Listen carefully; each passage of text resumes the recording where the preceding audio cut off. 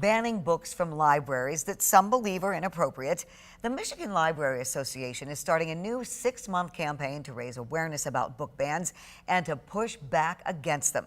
13 on Your Side's Josh Albertus talked to a West Michigan librarian about it.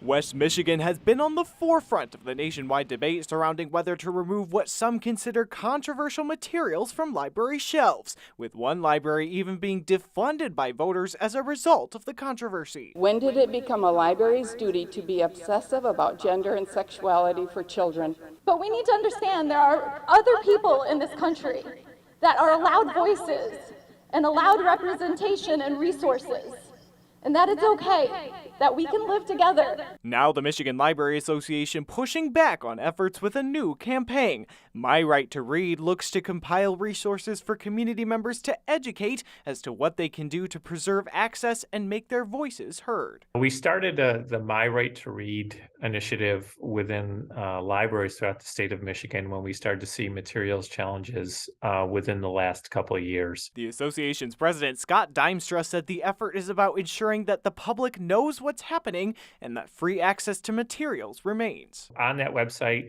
there's kind of some calls to action. So if you want to write a letter to the editor, if you want to show up at a local government meeting, anything like that, where say, defunding a library or censoring library materials is on the agenda. Many calls to remove books have centered around matters of race and books with LGBTQ themes that some say are too sexual for young children. In Muskegon, Hackley Library displays messages of support for the LGBTQ community among its books. The library's director saying that while libraries walk a fine line to make sure all feel welcome, he supports the new campaign. I do think it's really great that it supports libraries, makes them feel like they are doing the right thing, and we need that because it can be hard, and it takes a toll, especially if you're just constantly being challenged and books are being challenged. He says while Hackley has been subject to fewer calls to remove controversial materials than other libraries, he is open to avenues to engage in community conversation for anyone seeking to restrict access to books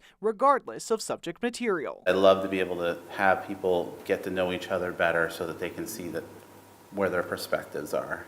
But we'll always support a campaign like this because it's really at the core of what we do. In a survey commissioned by the MLA earlier this year, 75% of respondents said they favor protecting access to books, especially for young audiences. Josh Albertus, 13 on Your Side.